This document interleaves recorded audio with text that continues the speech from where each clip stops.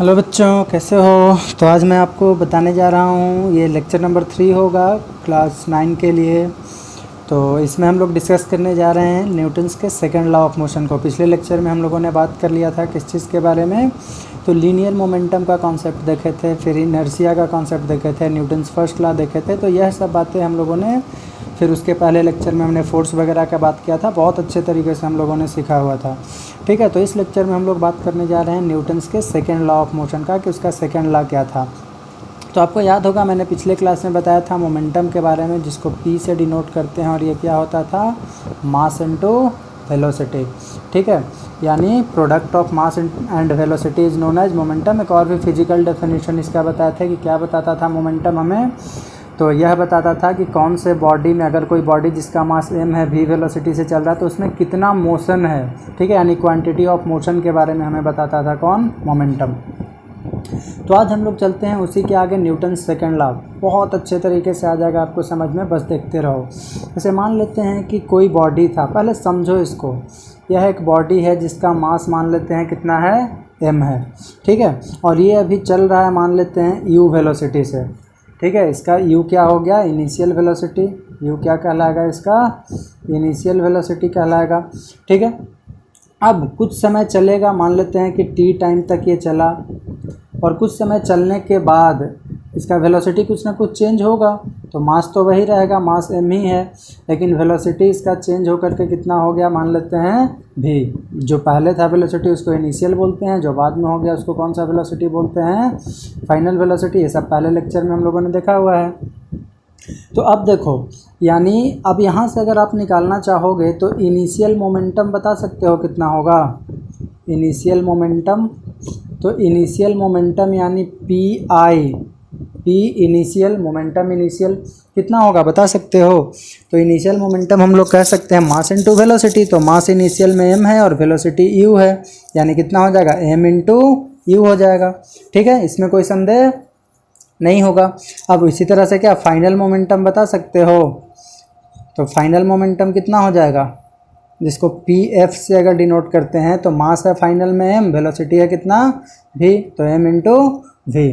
ठीक है, तो initial momentum m into you, final momentum m into v। अगर कुछ हम एग्जाम्पल मान लेते हैं, जैसे मान लेते हैं कि मास है यहाँ पे 10 kg का, और यहाँ वेलोसिटी था 2, और बाद में वेलोसिटी इसका मान लेते हैं 4 हो गया, तो क्या इनिशियल मोमेंटम बता सकते हो, मास गुना वेलोसिटी। तो मास 10 है, वेलोसिटी 2 है, यानी कितना हो जाएगा, 10 गुना 2 20। फाइनल मोमेंटम बता सकते हो, तो मास तो 10 ही रहेगा, लेकिन वेलोसिटी कितना बोल रहा है यहाँ पे, 4 मीटर पर सेकंड है, तो 10 गुना 4 यानी कितना हो जाएगा, ये 40 हो जाएगा। तो क्या इसमें और कुछ समय लगा होगा, मान लेते हैं यहाँ से यहाँ जाने में इसको टाइम लग गया 5 सेकंड का। तो इसमें क्या बता सकते हो कि मोमेंटम कितना चेंज हुआ, तो मोमेंटम कितना चेंज हुआ बता सकते हो। तो चेंज कैसे निकालोगे, अगर इसी एग्जांपल में मैं तुमसे पूछूं कि चेंज इन मोमेंटम बताइए, चेंज इन p, जिसको हम डेल्टा p से रिप्रेजेंट करते हैं, तो चेंज इन मोमेंटम की कैसे निकालोगे, कितना चेंज हुआ, पहले 10 था बाद में 40, सॉरी पहले 20 था बाद में 40 हो गया, कितना हुआ कैसे बता सकते हो। तो सिंपली बोले हैं कि 20 ज़्यादा हो गया, यानी 20 चेंजिंग हुआ है। कैसे निकाल लिए भाई, तो बाद वाले में से पहले वाले को घटा दिए, यानी चेंज इन मोमेंटम क्या लिखते हैं हम लोग, p final minus p initial, यानी 40 माइनस 20 कितना लिख दोगे, 20 लिख दोगे। क्या इसमें कोई संदेह है, नहीं होना चाहिए, कि अगर कोई बॉडी था जिसका मास था 10 kg, 2 मीटर पर सेकंड से चल रहा था, तो इनिशियल मोमेंटम 20 हो गया, 10 गुना 2, और फाइनल हो गया 40। और चेंज निकाल लिया कि कितना चेंज हुआ, तो चेंज हो गया कितना, 20 मीटर, सॉरी 20 ऐसा यूनिट क्या हो जाएगा, kg मीटर पर सेकंड, यानी 20 kg मीटर पर सेकंड का इसमें चेंजिंग हो गया।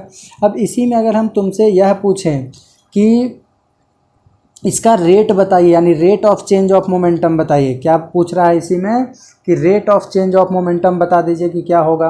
तो रेट का मतलब है कि बटा टाइम कर देना, यानी जैसे ही तुमसे बोल दिया कि rate of delta P, rate of change of linear momentum, इसको क्या पढ़ेंगे, चेंज ऑफ लीनियर मोमेंटम, यानी चेंज इन पी को डेल्टा पी लिखे हैं, तो rate of change in linear momentum कितना हो जाएगा, तो बटा टाइम, जितना भी टाइम लगा है, यानी क्या लिख देंगे, पहले तो चेंज ऑफ लीनियर मोमेंटम को हम लोग क्या लिखेंगे, P F minus P I, और बटा रेट के बदले में क्या बोले कि बटा क्या कर देना है, टाइम कर देना है। ठीक है, यानी P F minus P I upon क्या कहलाएगा, T, P F minus P I बटा टी। तो अगर इसी क्वेश्चन में निकालना चाहोगे तो P F minus P I कितना आ गया था 20, और टाइम कितना था लगा था भाई, तो 5 सेकंड का लगा था, यानी इसको कट कर लोगे तो कितना आ जाएगा 4, यानी rate of change of linear momentum की वैल्यू कितना आ गया हमारे पास, तो 4 आ गया। ध्यान से सुनना, rate of change of linear momentum का वैल्यू कितना आ गया, तो 4 आ गया। अच्छे से सुनो बस, क्या बोल रहे हैं हम, rate of change of linear momentum, यानी P F minus P I upon T की वैल्यू कितना आ गया, 4 आ गया। क्या पढ़ते हैं इसको, इस पे हम गौर कर रहे हैं बार बार, तो क्या पढ़ रहे हैं इसको, rate of change of linear momentum. उसी तरह से यहाँ पे अगर हम चेंज इन मोमेंटम निकाल लें तो चेंज इन मोमेंटम बता सकते हो कितना होगा, तो चेंज इन मोमेंटम यानी चेंज इन पी बराबर क्या लिख लेंगे, P F minus P I. तो फाइनल में कितना था, इसको हटा दे रहा हूँ, कोई मतलब नहीं है, बस समझाने के लिए लिख रहे थे। तो पी एफ कितना है, तो एम इंटू वी है, M into V, minus P I कितना है, तो एम इंटू यू है, अपॉन, सॉरी बस इतना ही, चेंज इन मोमेंटम, ये डेल्टा पी का वैल्यू इतना हो गया। यहाँ तक कोई संदेह नहीं होना चाहिए, बस जो अभी एग्जाम्पल बताया उसी की बेसिस पे था। अब इसी में तुमसे मान लेते हैं कि रेट पूछ दिया, यानी rate of change of linear momentum या rate of change of momentum. तो rate of change of momentum बता सकते हो कितना होगा, क्या बोले, रेट के लिए क्या करना है आपको, बस टाइम से डिवाइड कर देना है, यानी क्या लिख देंगे, बराबर M V minus M U, और बटा जितना समय लगा है, तो समय यहाँ से यहाँ जाने में कितना था, टी, यानी M V minus M U upon T. और यहाँ से क्या लिख सकते हैं, दोनों में m कॉमन है तो m को कॉमन कर लो, इधर कितना बच जाएगा, इसमें v और माइनस इसमें u, और बटा नीचे में कितना बच जाएगा t। अब देखो तो इस टर्म से अवगत हो क्या पहले से, v minus u by T, कुछ जाना पहचाना सा लग रहा है क्या, याद करो फर्स्ट लॉ ऑफ मोशन क्या था, सॉरी इक्वेशंस ऑफ मोशन में first equation of motion acceleration बराबर v minus u by t ही था ना, यानी इस पूरे की जगह पे हम लोग क्या लिख सकते हैं, तो a लिख सकते हैं। तो यहाँ से हम लोग लिख देंगे क्या चीज़, तो यहाँ से हम लोग लिख सकते हैं v minus you upon T की जगह पे क्या लिख देंगे a, तो यह बन जाएगा m इंटू ए, यानी डेल्टा p बराबर क्या होता है, rate of change of linear momentum बराबर m इंटू ए। ठीक है, अब देखो ये हो गया, तो एक फॉर्मूला हम लोगों ने डिराइव कर लिया इस तरह से कि rate of change of linear momentum बराबर किसका होता है, तो यह बराबर होता है m इंटू ए का। ठीक है, अब इसके आगे बढ़ते हैं, इसको मैं हटा रहा हूँ, इतना छाप लेना पहले, यानी हमारे पास अभी एक इक्वेशन आ गया है कि rate of change of linear momentum यानी डेल्टा पी बटा, वहाँ पे शायद पिछले क्वेश्चन में अपॉन टी छूट गया था, तो rate of change of linear momentum की वैल्यू कितना आ गया हमारे पास, m इंटू ए आ गया। ठीक है, अभी पीछे लिखे थे उसमें थोड़ा सा सुधार कर लोगे, रेट का मतलब क्या बताए थे, अपॉन टी, तो rate of change of linear momentum is equal to कितना, m इंटू ए की हो गया। ठीक है, इस फैक्टर को ध्यान में रखो। अब चाहो तो ये सही है या गलत है इसको प्रूव भी कर सकते हो, तो अगर दोनों का यूनिट सेम आ गया तो सही होगा, तो LHS को बस ऐसे ही प्रूफ कर रहे हैं कि क्या ये हमारा डिराइव किया हुआ सही है कि नहीं। तो LHS में क्या है, मोमेंटम है ऊपर में, नीचे में टाइम है, तो मोमेंटम का ऐसा यूनिट क्या बताए थे, kg मीटर पर सेकंड, सेकंड नीचे आ जाएगा, और इनटू सेकंड नीचे में है तो सेकंड इंटू सेकंड, यानी कितना हो गया ये kg मीटर, और second into second, second square, तो ऊपर चला जाएगा तो पर सेकंड स्क्वायर। उसी तरह से RHS में कितना है हमारे पास टर्म, तो m इंटू ए है बस, तो m इंटू ए है, मास का क्या होता है kg, और एक्सेलरेशन का कितना पढ़े हैं, मीटर पर सेकंड स्क्वायर, तो मीटर पर सेकंड स्क्वायर लिख दिए।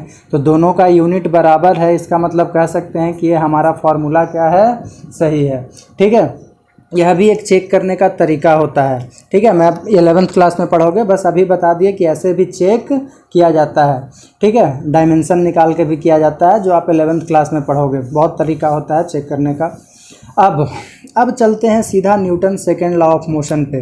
तो देखो उससे भी पहले कुछ और भी समझो, पूरा क्लियर हो जाना चाहिए। जैसे मान लेते हैं कि ये दो ऑब्जेक्ट है, ये मान लेते हैं कि है m और इसका भी मास मान लेते हैं m है, ठीक है। और दोनों में फोर्स लगाया जा रहा है, इसमें भी फोर्स F1 मान लेते हैं, इसमें फोर्स F2 मान लेते हैं। अब दोनों को धक्का दिया गया, बाद में इसका वेलोसिटी देखा गया कि ये रोड दोनों के लिए सेम है, ये सब मत मानना कि रोड अलग है, रोड सेम है, मास सेम है, फोर्स बस अलग अलग लगाया जा रहा है। इसमें बाद में वेलोसिटी, ये रुका हुआ था, अभी दोनों रुका हुआ है, यानी इनिशियल वेलोसिटी दोनों का 0 है। बाद में इसका वेलोसिटी हो गया 4 मीटर पर सेकेंड और इसका वेलोसिटी मान लेते हैं कि हो गया 10 मीटर पर सेकेंड। अब तुमसे यह पूछ दिया कि फोर्स 1 ज़्यादा है कि फोर्स 2 ज़्यादा है, तो सोच करके देखो तो इसको धक्का दिया तो कम तेज़ी से चल रहा है, इसको धक्का दिया तो ज़्यादा स्पीड इसमें आ गया, इसका मतलब कि ज़्यादा फोर्स कौन सा है, तो F2 ज़्यादा है, यानी F2 की वैल्यू क्या है, ज़्यादा है किससे, F1 से। क्या इतना समझ सकते हो? यानी वेलोसिटी में चेंजिंग कब हो रहा है, इस चैप्टर में हम लोग क्या देख रहे थे कि क्यों मोशन हो रहा है, उसको ले करके चलते हैं। तो क्यों मोशन हो रहा है, तो क्योंकि हम लोग फोर्स लगा रहे हैं, एक्सटर्नल फोर्स कुछ लगा रहे हैं, इस वजह से मोशन हो रहा है, ठीक है। तो यहाँ पे वही बताया गया कि अगर फोर्स की वैल्यू बढ़ाओगे, फोर्स की वैल्यू बढ़ाओगे तो वेलोसिटी बढ़ जाएगा, वेलोसिटी बढ़ जाएगा तो हम यह भी कह सकते हैं कि चेंज इन मोमेंटम भी बढ़ जाएगा। इनिशियल मोमेंटम कितना था, दोनों 0 रेस्ट में था, तो इनिशियल मोमेंटम मान लो इसी का लेकर के चल रहे हैं, तो इनिशियल मोमेंटम कितना 0, फाइनल मोमेंटम कितना हो जाएगा, तो मास जो भी होगा m और इंटू वेलोसिटी भी, यानी 10m हो जाएगा, ठीक है। मास कुछ भी ले लो ना, 2 kg है, तो 10 गुना 2 यानी कितना हो जाएगा, 20 kg मीटर पर सेकेंड हो जाएगा, ठीक है।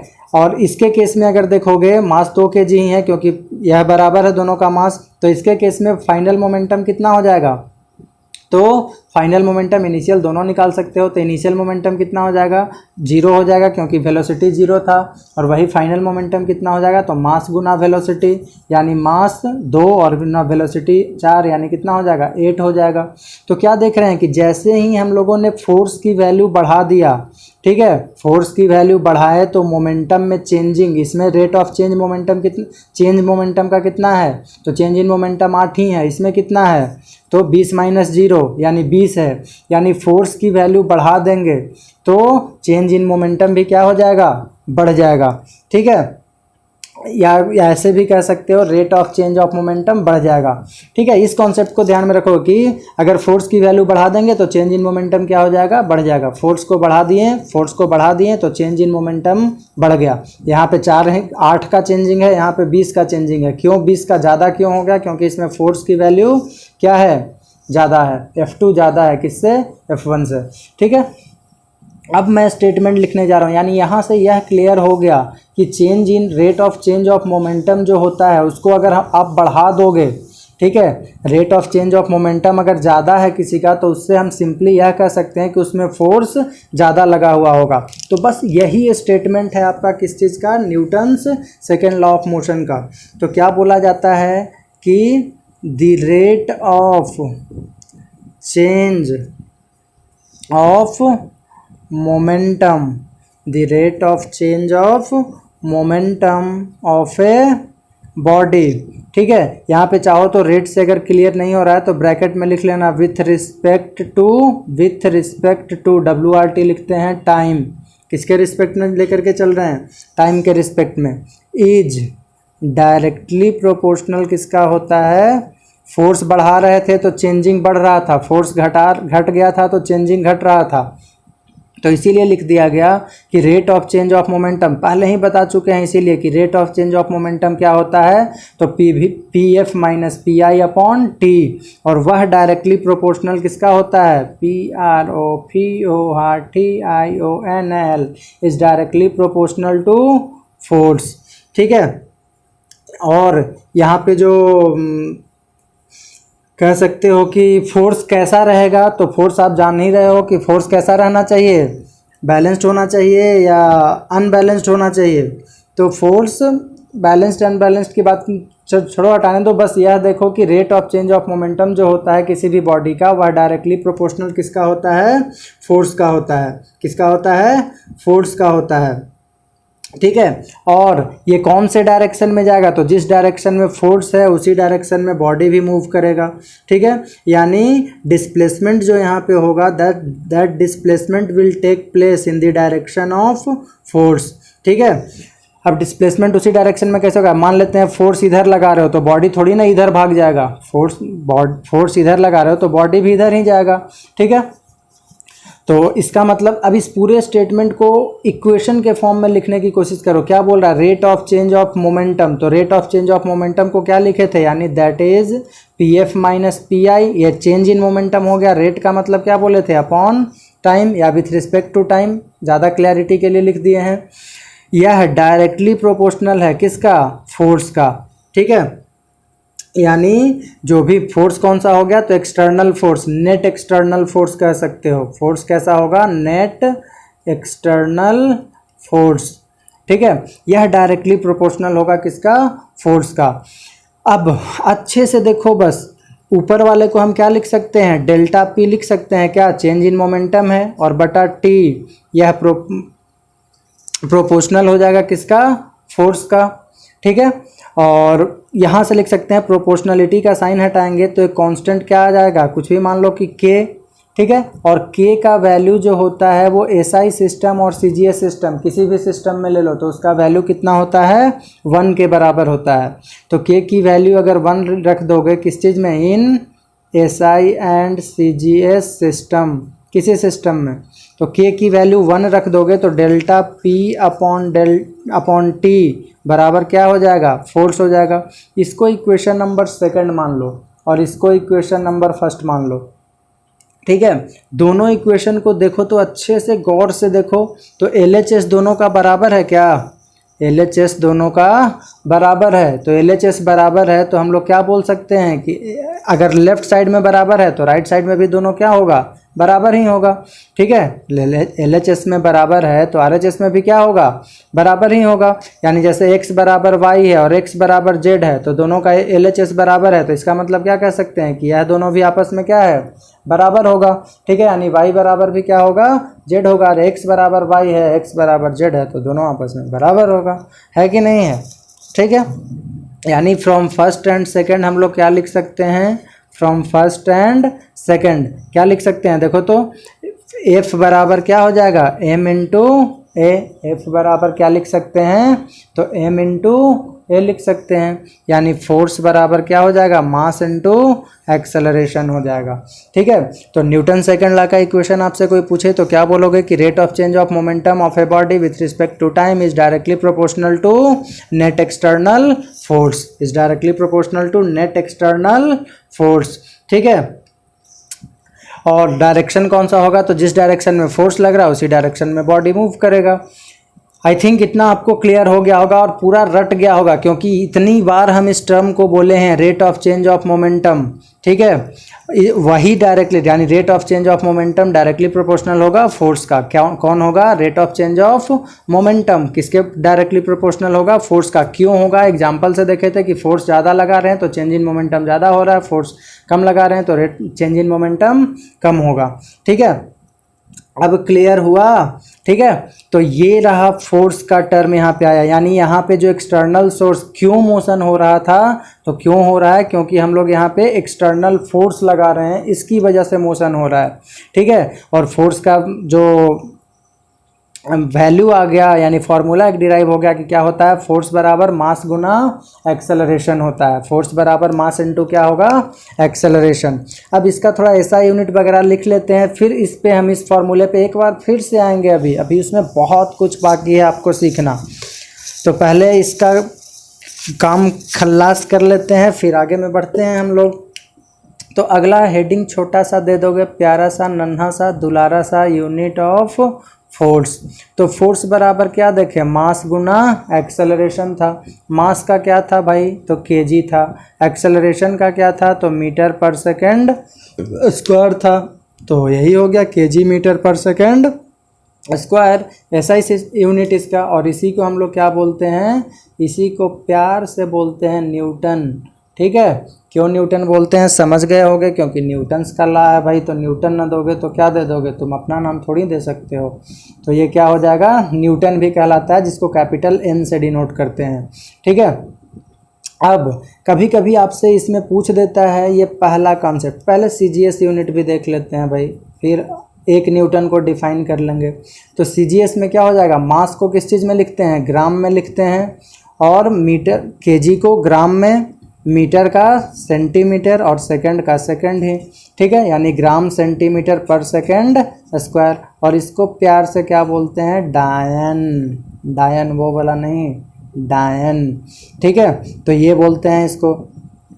अब तीसरा, दोनों के बीच में रिश्ता क्या कहलाता है भाई, यानी रिलेशन बिटवीन न्यूटन एंड डायन। तो देख लो दोनों के बीच में रिलेशन क्या, बहुत सिंपल है। 1 न्यूटन से चलो, तो 1 न्यूटन बराबर हम लोग क्या पढ़े थे, तो न्यूटन बराबर क्या लिख सकते हैं, केजी मीटर पर सेकंड स्क्वायर, यही ना लिख सकते हैं, या एक नहीं लिखने का मन है तो मत लिखो भाई, ठीक है। न्यूटन बराबर क्या देख लिए थे, न्यूटन किसके बराबर है, किसको लिखे थे न्यूटन, तो केजी मीटर पर सेकंड स्क्वायर को लिखे थे। अब हमको चेंज करना है सीजीएस में, तो सबको सीजीएस में चेंज कर लो, यानी एसआई में है और सीजीएस में है, तो एक साइड में तो एसआई में है ही, दूसरे साइड वाले को सीजीएस में चेंज कर लो। तो 1 केजी है, कुछ नहीं है तो 1 मान लेंगे, तो 1 केजी में कितना ग्राम होता है, तो 1000 ग्राम होता है सर। 1 मीटर है, तो 1 मीटर में कितना सेंटीमीटर होगा, तो 100 सेंटीमीटर होता है सर। और 1 सेकंड है, तो सेकंड में तो कोई चेंजिंग नहीं होगा, यानी सेकंड को हम लोग सेकंड ही लिख सकते हैं, यानी पर सेकंड स्क्वायर। और इसको पूरे को देखो तो 1 पे 1 2 3 मल्टीप्लाई में है, तो मल्टीप्लाई में है तो क्या होगा, 3 4 5 को जीरो है, तो 10 के पावर में कितना लिख लेंगे इसको, सिंपली 5, जितना जीरो रहता है उतना पावर में हो जाएगा, 10 के पावर में 5। और ये क्या लिख देंगे, ग्राम है, सेंटीमीटर है और पर सेकंड स्क्वायर है। तो अब यहाँ पे क्या लिख देंगे, कुछ नहीं है तो 1 मान लेंगे हम लोग यहाँ पे, यानी 1 न्यूटन बराबर 10 के पावर में 5 और ग्राम सेंटीमीटर पर सेकंड स्क्वायर, क्या लिखते हैं इसको, डायन, यानी इतना क्या हो गया, ये डायन, डायन हो गया, है कि नहीं है। तो ये दोनों के बीच में रिश्ता हो गया। तो बस सिंपली देख लिए क्या क्या कि फोर्स का ऐसा यूनिट क्या होता है, तो मास इंटू एक्सेलरेशन है, तो केजी मीटर पर सेकंड स्क्वायर, केजी मीटर पर सेकंड स्क्वायर को क्या बोलते हैं, न्यूटन बोलते हैं। सीजीएस में देख लिए तो केजी को ग्राम में, मीटर को सेंटीमीटर में, सेकंड को सेकंड में ही लिखते हैं, और इस ग्राम सेंटीमीटर पर सेकंड स्क्वायर को क्या लिखते हैं, डायन लिखते हैं। दोनों के बीच में रिश्ता देख लिए क्या होता है, तो न्यूटन से हम लोग चले, न्यूटन को लिखते हैं केजी मीटर पर सेकंड स्क्वायर। एसआई सीजीएस में रिलेशन निकालना था तो वही निकाल दिया, केजी को सीजीएस में लिख दिए तो ग्राम, तो 1 केजी में 1000 ग्राम, 1 मीटर में 100 सेंटीमीटर, सेकंड में तो सेकंड ही होता है, तो 5 को जीरो था तो 10 के पावर में 5, यानी 1 न्यूटन बराबर इस पूरे ग्राम सेंटीमीटर पर सेकंड स्क्वायर को डायन लिखते हैं, ठीक है, यानी 1 न्यूटन बराबर 10 टू द पावर कितना हो गया, 5 डायन हो गया, ठीक है। तो इतनी बातें हो गया। अब इसके आगे में और आगे चलते हैं, इसको हटा रहा हूँ मैं, छाप लेना इसको।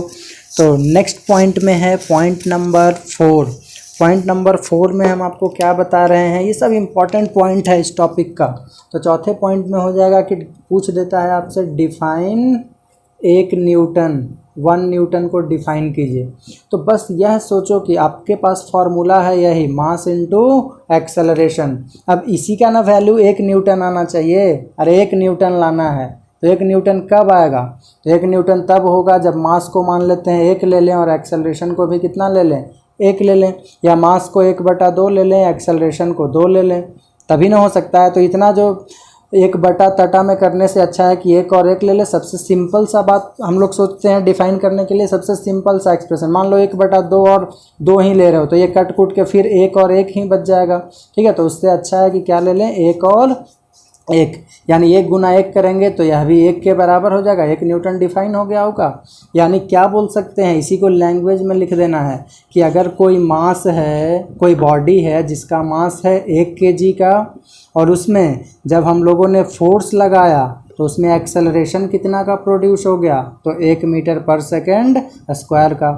मास कितने का लिए थे, जैसे ये मान लेते हैं कि 1 केजी का है, ठीक है, मान लो, ऐसा नहीं है कि 1 किलो के मार्कर से लिख रहे हैं, तो 1 केजी का ये है। अब इसमें हम फोर्स लगा दिए, इधर से अपने भाग रहा है यार तुम, हाँ फोर्स लगा दिए, तो फोर्स लगा दिया, और इसमें एक्सेलरेशन कितना प्रोड्यूस होना चाहिए, 1 मीटर पर सेकंड स्क्वायर का, ठीक है, तभी उसको कितना बोलेंगे, 1 न्यूटन का। तो इसी को स्वच्छ लैंग्वेज में लिख लो, यानी व्हेन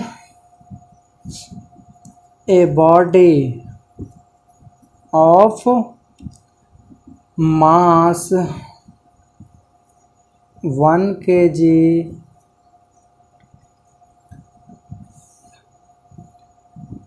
व्हेन, ऐसे लिख लो, when we apply force, when we apply force on a body of mass 1 kg and क्या एंड एक्सेलरेशन प्रोड्यूस्ड इज कितना, and acceleration produced in it या in the body is 1 metre पर second square, then force is said to be of 1 newton. अपने language में लिखना, कोई ज़रूरी नहीं है मेरा लैंग्वेज लिखो, कोई रटने का ज़रूरत नहीं है। बस क्या सोचना है कि 1 kg का मास था, उसको धक्का दे दिया और 1 मीटर पर सेकंड स्क्वायर का एक्सेलरेशन प्रोड्यूस हो गया। उसी को हम लोग क्या बोलते हैं, 1 न्यूटन। क्या बोले, 1 kg का मास ले लो, उसमें धक्का दे दो, धक्का यानी फोर्स लगा दो, फोर्स लगाने से एक्सेलरेशन 1 मीटर पर सेकंड स्क्वायर का प्रोड्यूस हो गया। तो उसी को हम लोग क्या बोलते हैं, 1 न्यूटन। कभी पूछ दिया गलती से कि एक डायन को भी डिफाइन कर दो, तो क्या खुद से बोल सकते हो, एक डायन का क्या लिख दोगे, बस डायन में क्या होता है, मास कितना का ले लोगे, यहाँ पे हम लोग केजी में ले रहे थे, यहाँ पे क्या लिख लोगे, 1 ग्राम का मास ले लो और उस पर फोर्स लगा दो। फोर्स लगाओगे तो उसमें एक्सेलरेशन कितना का आ जाएगा, यहाँ पे 1 मीटर पर सेकंड स्क्वायर का आ रहा था, यहाँ पे 1 सेंटीमीटर पर सेकंड स्क्वायर का आ जाएगा। ठीक है, तो ये मैं आपके लिए छोड़ रहा हूँ, ये आप मेरे को कमेंट सेक्शन में लिख करके बताना कि एक डायन का डेफिनेशन क्या होगा। ठीक है, तो ये हो गया। अब 5वां कॉन्सेप्ट था ये। 6ठा नंबर कॉन्सेप्ट बहुत इंपॉर्टेंट है, ध्यान से देखना। क्या था हमारे पास, तो फोर्स था, यह डायरेक्टली प्रोपोर्शनल था change in momentum Pf minus P I upon T, यही था न्यूटन्स का सेकेंड लॉ। ठीक है, यानी Pf minus P I upon T directly proportional था फोर्स का। ठीक है, बोलोगे सर उल्टा लिख दिया, तो लो भाई काहे टेंशन ले रहा है, ऐसे था rate of change of momentum was directly proportional to force. यानी यह देखो ऊपर में क्या है, चेंज इन मोमेंटम है, तो अगर चेंज इन मोमेंटम ज़्यादा होगा तो ऊपर ऊपर का कनेक्शन डायरेक्टली होता है, यह बढ़ेगा ऊपर वाला बढ़ेगा तो नीचे यह भी बढ़ेगा। ऐसा ही देखे थे ना एक एग्जाम्पल में, जो बॉडी लिए थे कि अगर फोर्स ज़्यादा रहेगा तो rate of change of momentum भी क्या होगा, ज़्यादा हो जाएगा। ठीक है, या दूसरे लैंग्वेज में इसको समझो कि अगर मान लो कि टाइम ज़्यादा ले लिया, टाइम चेंज होने में टाइम ज़्यादा ले लिया, तो फोर्स का वैल्यू क्या हो जाएगा, कम जाएगा, क्योंकि टाइम से डिवाइड कर रहे हो ना। तो यह दो कॉन्सेप्ट को बिल्कुल रट लो, क्योंकि एप्लीकेशन पूरा इसी के ऊपर में बेस्ड ही है। इसका एप्लीकेशन कुछ भी बताएंगे तो इसी के ऊपर में बेस्ड है कि चेंज इन मोमेंटम ज़्यादा होगा तो फोर्स ज़्यादा होगा, टाइम ज़्यादा ले लिया तो फोर्स कम लगेगा, टाइम कम लिया तो फोर्स ज़्यादा लगेगा। टाइम कम टाइम ज़्यादा का क्या सीन है, थोड़ा सा एक आध को चुटकी बजाते एग्जांपल कैच कर हम लोग देख लेते हैं। आप क्रिकेट खेलते हो, क्रिकेट में देखते हो बॉल रोकते हो, ठीक है, जैसे मान लेते हैं इधर से बॉल आया खट्टाक, कैसे बॉल आया, उधर से बैट्समैन मारा हिट किया खट्टाक, तो खट्टाक से जब आया और मान लेते हैं तुम अचानक से हाथ लगा दिए, तो अचानक से हाथ लगा दिए तो क्या उसमें समय लगा, समय कम लगा, बहुत कम। तो समय अगर कम है तो उस समय फोर्स की वैल्यू क्या होना चाहिए, ज़्यादा। देखते हो कितना चोट लगता है, क्या कुछ याद आ रहा है, खेलते बोलते समय चोट लगा है कि अचानक बॉल आकर के लग गया तो उस समय ज़्यादा चोट लग गया। वही जब कैच लेते समय हम लोग उसको प्यार से लाते हैं, आ जा बाबू रे, ऐसे, ठीक है, पीछे की ओर हाथ लाते हो, कैच लेते समय पीछे की ओर जब हाथ लाए तो देखे अचानक लगाया तो वहाँ पे तुरंत बॉल आ गया कांटेक्ट में, और यही जब पीछे की ओर उसको हम लोग हाथ लेकर के आते हैं तो उस समय क्या हो रहा है, उसको रेस्ट में आने में समय ज़्यादा लग रहा है, और समय ज़्यादा लगेगा तो फोर्स की वैल्यू क्या हो जाएगा, अपने आप कम हो जाएगा। ठीक है, फोर्स की वैल्यू कम रहेगा, फोर्स ही कम लग रहा है तो आपको चोट कम लगता है, नुकसान कम होता है। तो ऐसा बहुत सारा एप्लीकेशन हम लोग और देखेंगे। तो यह था कुछ इसका कॉन्सेप्ट, ठीक है, जो न्यूटन्स के सेकंड लॉ में छुपा हुआ था। अब इसका एप्लीकेशंस हम लोग देख लेते हैं। इसको वीडियो को पॉज करके छाप लेना, चैनल सब्सक्राइब नहीं किए हो तो सब्सक्राइब कर लेना, क्योंकि यहाँ पे आपको हर तरह का शिक्षा मिलेगा, ठीक है, विद्वान बन जाओगे। सबसे पहला उसी एप्लीकेशन को लिख देते हैं, क्या बोले कि एक जो क्रिकेट का प्लेयर होता है अपने हाथ को क्या करता है, लोअर करता है, नीचे की ओर करता है बॉल को कैच करते समय, ठीक है, यानी एक cricket player lowers his hand while catching a ball, यानी एक बॉल को कैच करते समय क्या करता है, वो अपने हाथ को नीचे करता है। इसको दोनों संदर्भ से समझ सकते हो। क्या बोले, जैसे देखो सबसे पहले मान लेते हैं बैट्समैन उधर से हिट किया होगा, तो हिट किया है तो उस समय उसका वेलोसिटी तो बहुत ज़्यादा होता है, ठीक है। अब वेलोसिटी मास तो कुछ भी, मास मान लो कि m है, ठीक है, या मास कुछ भी मान लो ना, सुविधाजनक मानने के लिए 1 kg का बॉल मान लेते हैं। बोलोगे सर 1 kg का बॉल होता है, क्या मजाक कर रहे हैं? अरे मान लो, मानने में क्या जा रहा है, तो 1 kg का बॉल है, मास उसका 1 kg का है। जब बैट्समैन उसको हिट किया तो उस समय उसका इनिशियल वेलोसिटी मान लेते हैं रहा होगा कुछ 20 मीटर पर सेकंड का, ठीक है। और जब मान लेते हैं कि वो आदमी उसको बच्चा रोका, को इधर प्लेयर, ठीक है, तो रोका, दोनों सिचुएशन लेकर के चलते हैं। रोका तो उस समय उसका वेलोसिटी कितना हो जाएगा, 0 हो जाएगा। रोकने के बाद अब डायरेक्टली लगाओ या प्यार से उसको खींचो, होगा तो उसका 0 ही। और इस समय जो इसका टाइम लगा, ये टाइम मान लेते हैं कि इस समय इसको आने में लग गया कितना, 5 सेकंड का, ठीक है। प्यार से रोका होगा, धीरे धीरे बेचारा। वही दूसरा है, मान लेते हैं मास तो वही है 1 kg का ही, ठीक है। इनिशियल वेलोसिटी भी वही है 20 मीटर पर सेकंड ही, उतना ही है। फाइनल वेलोसिटी भी 0 ही है। बस इसको जो टाइम लगा है, ये टाइम मान लेते हैं कि बिल्कुल तुरंत पकड़ लिया 2 सेकंड में, या आया चट से हाथ लगा दिया 1 सेकंड में पकड़ लिया, ठीक है। तो अब देखो दोनों में अब डिफरेंस समझ में आएगा तुमको कि क्या डिफरेंस है, क्यों ऐसा सीन लेकर के चल रहे हैं। तो चेंज इन मोमेंटम निकालो तो क्या हो जाएगा, mv माइनस, क्या लिखते थे दोनों ही केस में, इस केस में भी क्या निकालो, mv minus mu by T, और इधर भी निकालो mv minus mu by T. निकाल करके देखो क्या होता है। तो मास तो 1 kg है, तो v 0 है, यानी 0 माइनस u की वैल्यू कितना है, 20 है, तो m इंटू यू, 1 इंटू 20 कितना हो जाएगा, 20, और बटा टाइम कितना हो जाएगा, तो टाइम है 5 सेकंड का, यानी इधर हो गया कितना, -4। और इस साइड में देखोगे तो कितना हो जाएगा, इस साइड में करोगे तो m इंटू भी 0 माइनस m इंटू यू, तो m इंटू यू कितना हो जाएगा, u की वैल्यू कितना है 20, और बटा टाइम कितना है, तो टाइम है 1 सेकंड का, यानी इस समय इसका वैल्यू कितना है, -20 न्यूटन का, ठीक है। तो अब देखो दोनों में माइनस का मतलब यह है कि माइनस इसलिए यहाँ पे इसलिए आया क्योंकि बॉल रुक जा रहा है, तो माइनस से मतलब ये मत समझना कि कम चोट लगेगा, निगेटिव में चल गया है। माइनस क्यों है, क्योंकि फाइनल वेलोसिटी इसका कितना हो गया, 0, रिटार्ड कर रहा है, रिटार्डेशन को रिप्रेजेंट कर रहा है, ठीक है, यानी रिटार्डिंग फोर्स लग रहा है, उस चीज़ को रिप्रेजेंट कर रहा है ये, ठीक है। अब देखो यहाँ पे तुमको 20 न्यूटन का बल लगा, 20 न्यूटन से चोट लगा, और यहाँ पे बस 4 न्यूटन से चोट लगा। अब समझो तुम ही अपने आप एक्सप्लेन कर लो कि कौन सा सिचुएशन अच्छा है, ठीक है। आराम से रोकना या अचानक हाथ लगा देना। इस समय 20 न्यूटन से तुमको फोर्स लगेगा, मारेगा गंदा, और इस समय 4 न्यूटन का ही फोर्स लगा रहा है, तो चोट सिंपल सी बात है इसमें कम लगेगा। यानी कब लगा, तो जब टाइम की वैल्यू क्या था, कम था। क्या बात समझ में आ रहा है। तो बस यही सीन हम लोग यहाँ पे इसी को, ये मैथमेटिक्स से एक एग्जांपल देकर के आपको समझा दिए। आप इसी को लैंग्वेज में भी लिख सकते हो, ठीक है।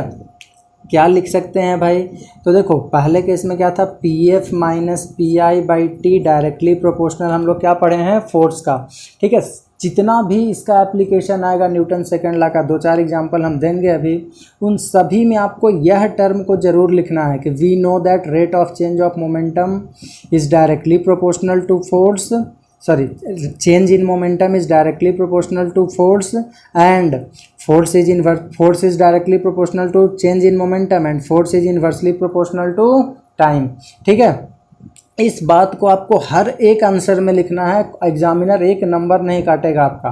अब यहाँ पे क्यों लोअर करता है, तो सिंपली ऐसे लिखोगे कि इट इज़ बिकॉज, जब लोअर करता है, it is because on lowering his hand the time taken by the ball to come to rest increases, time जो रेस्ट में आने में बॉल ले रहा है वो क्या हो जाता है, इंक्रीज कर जाता है, due to which force exerted is decreases, यानी जो फोर्स लगने वाला है, जो फोर्स लग रहा है वो क्या हो जाता है, घट जाता है। और फोर्स घट जाएगा तो hence our hand does not hurt, इस तरह से हमारा हाथ क्या होता है, हर्ट ज़्यादा नहीं होता है, उसको तकलीफ़ ज़्यादा नहीं होता है।